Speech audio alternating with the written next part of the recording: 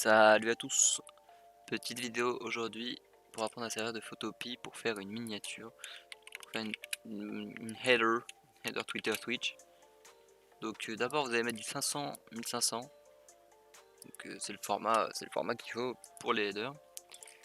Vous allez arriver ici, donc on est sur Photopea, petit logiciel navigateur, vraiment strictement comme Photoshop et strictement gratuit. Donc c'est pour ça que je fais ce tuto aujourd'hui, c'est pour vous apprendre, enfin pour commencer votre apprentissage sur ce logiciel qu'on n'est pas vraiment, vous voyez ce que je veux dire.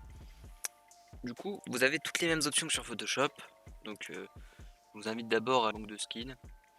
Vous pouvez en trouver sur d'autres vidéos, hein, ça c'est assez facile à trouver. Voilà, j'avais déjà présélectionné celui-là. Donc, je l'ai déjà installé. Et du coup, vous faites. Même moi, je suis pas professionnel sur le logiciel. Hop, excusez-moi, tac. Donc, vous allez dans vos téléchargements, vous faites glisser et vous amenez sur votre Photopea. Donc tout comme tout comme sur Photoshop, vous avez Shift pour agrandir proportionnellement, Alt pour agrandir par rapport au centre. Donc si vous faites Shift Alt, ça agrandit par rapport au centre du côté, du coup c'est proportionnel. Ça je sais pas ce que c'est. Voilà. Ah, d'accord. Donc CTRL T ne fonctionne pas. CTRL T meilleur truc sur Photoshop. Mais vous allez juste ici et vous faites contrôler la transformation au lieu de sélection automatique. Hein. Donc là, hop, on va rétrécir un petit peu. On va le mettre au centre. Hop, on va valider, tout comme sur Photoshop. Et là, on arrive déjà sur quelque chose qui est similaire à ce qu'on peut avoir sur Photoshop assez simplement. Donc là, vous faites double-clic, comme sur Photoshop, tout pareil. Hop, vous pouvez incruster quelque chose dans un dégradé. Donc nous, on va le mettre en noir simple, voilà, comme ça.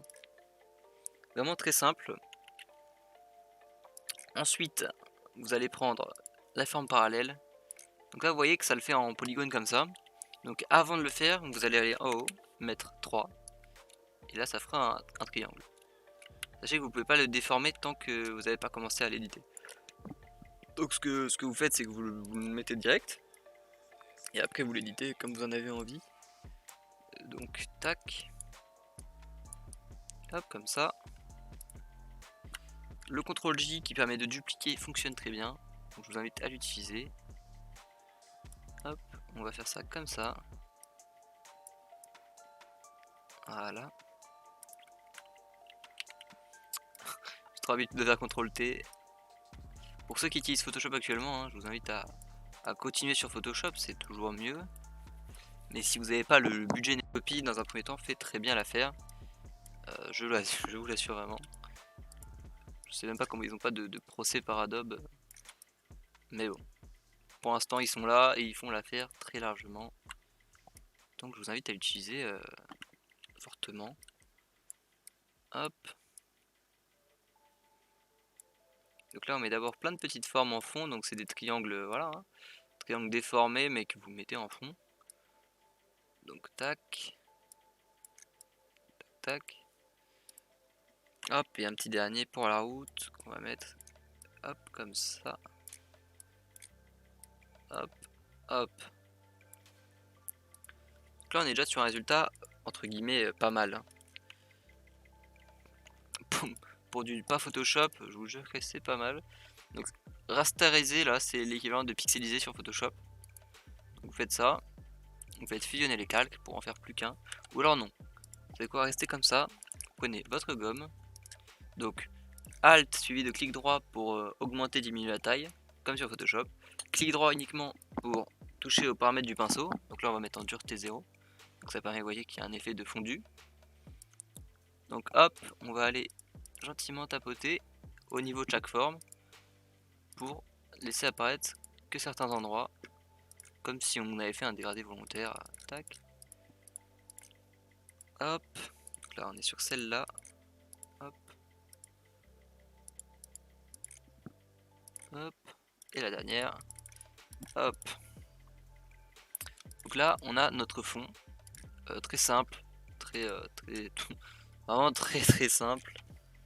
Attendez, parce que je me suis fait un modèle avant, on va le reprendre. Voilà.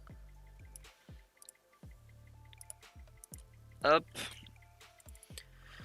Donc là, on va prendre les couleurs en dégradé. Donc là, double clic suivi de instruction en dégradé. Vous mettez ici. Et là, on va choisir un orange plutôt jaunâtre, comme celui-là. Parfait, vous faites OK si vous faites de la croix, ça va annuler. Et un deuxième orange un peu moins coloré, comme celui-ci. Hop. Et on va valider tout simplement. Hop, voilà. Donc là, on a notre fond, on a notre personnage. On va maintenant venir incruster une petite bande en bas. Hop. On va y retrouver le même dégradé. Donc, comme sur Photoshop, vous faites glisser vers le haut ce que vous voulez qu'il soit en premier plan et en deuxième plan. Hop, ça on va le mettre en comme ça. Limite ça on va le mettre, voilà, on va le mettre en une seule couleur. Comme ça, hop, et on va le mettre là. Vous allez comprendre par la suite pourquoi comme ci, pourquoi comme ça. Donc ensuite, vous écrivez ce que vous voulez, en mode stylé, en mode comme vous voulez. Donc moi j'ai écrit là, comme sur la photo que vous avez pu apercevoir juste avant, j'ai écrit thumbnail, qui est les miniatures. Donc en soi, ce qui est écrit m'importe peu, parce que vous allez voir par la suite ce qu'on va en faire. Bon, vous voyez que je maîtrise pas super bien l'outil quand même, hein. Quand tu passes de l'un à l'autre, même si c'est vachement similaire, je pense qu'il faut s'habituer un petit peu.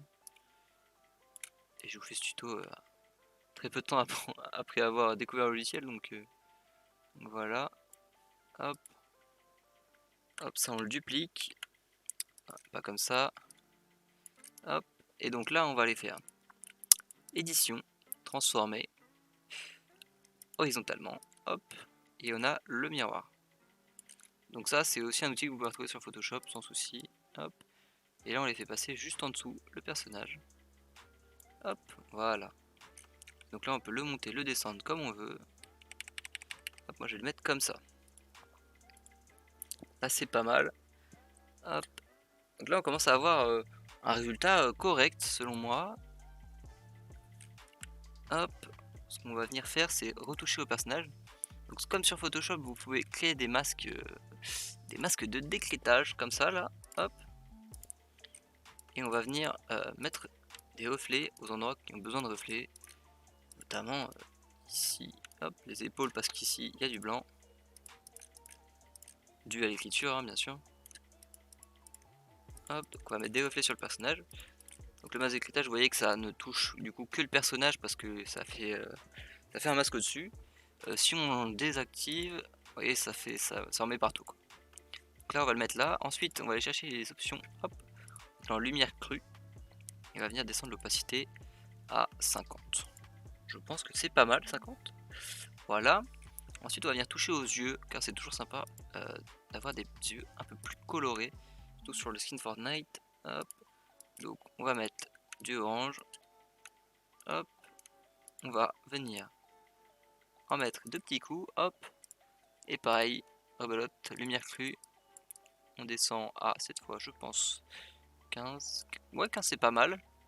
Donc vous voyez. Hop. Ça lui fait un petit regard un peu plus sombre. On va descendre encore. Faut vraiment que ce soit très léger. Hein. C'est des détails subtils. Voilà.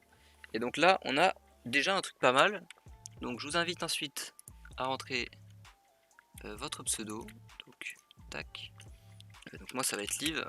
Hop.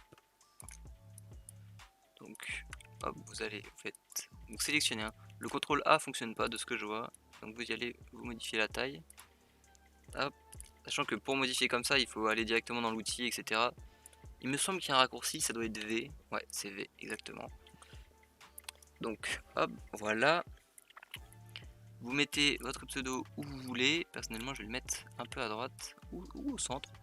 À voir comment on fait. On va le mettre au centre. Comme ça, voilà. Hop, on va le dupliquer, le déplacer juste en dessous. Double-cliquer ici, mettre le texte que vous voulez. Donc ça peut être joueur Fortnite, vraiment tout ce que vous avez envie. Hop, le rétrécir.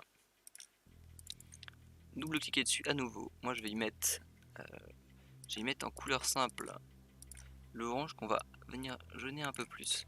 Je vais aller le modifier sur les autres endroits, le déplacer en dessous, donc l'agrandir proportionnellement. Donc là vous voyez que ça agrandit pas progressivement. CTRL Z pour revenir en arrière, hop, voilà. Donc là on commence à être pas trop mal. Je vais juste modifier la couleur, hop, voilà. Donc j'ai mis un effet, d'accord, hop, voilà, hop, hop, hop. Là aussi j'ai mis un effet, j'ai mis un truc en dégradé, on va mettre en normal.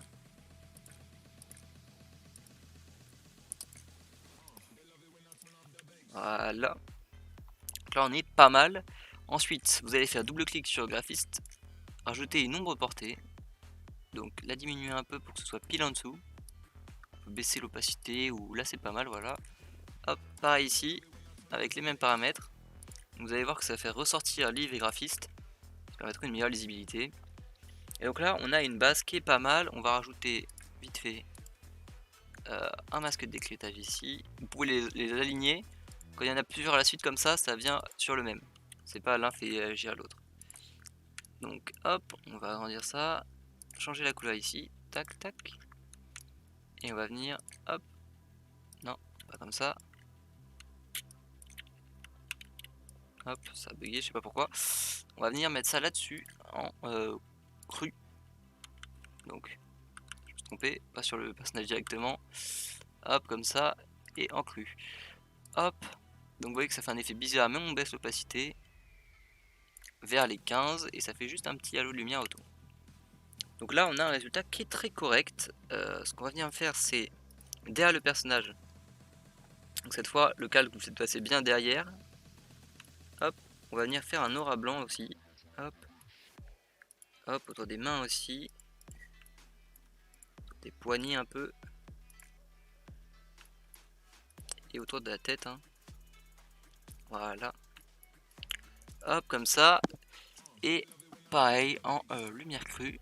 Donc comme ça, on va pouvoir le baisser un petit peu. Tac, on va le mettre à 70 cette fois parce qu'il faut que ça ressorte. Donc là, on est pas mal. Hein. Ensuite, tout en haut, vous allez mettre hop, un calque.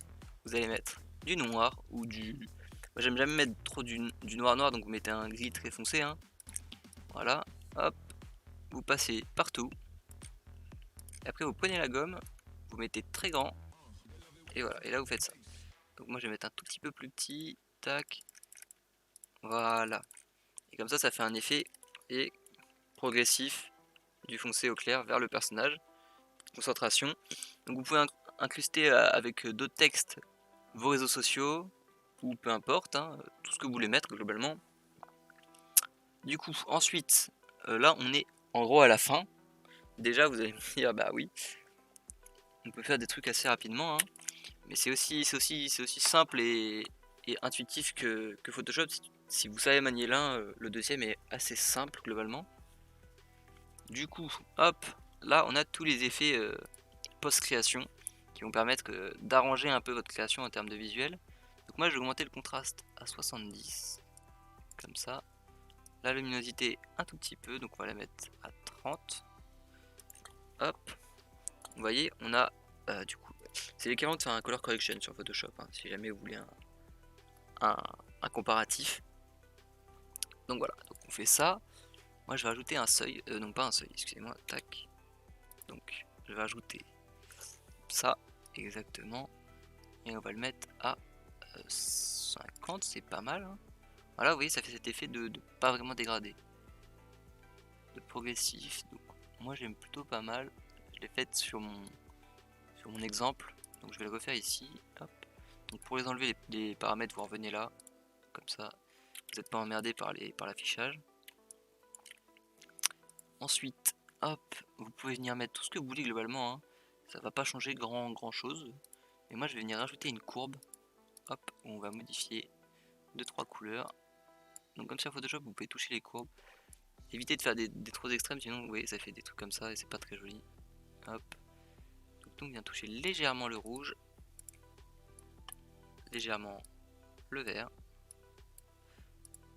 et légèrement le bleu. ça comme ça, hop. Hop, là on est pas mal. Hop, et voilà. Et là vous avez votre bannière faite gratuitement sur un logiciel, on va dire gratuit, etc. Après qu'est-ce que vous pouvez rajouter? Vous pouvez rajouter pas mal de trucs, hein. Vraiment vous pouvez mettre autant de texte que vous voulez, autant d'effets que vous voulez.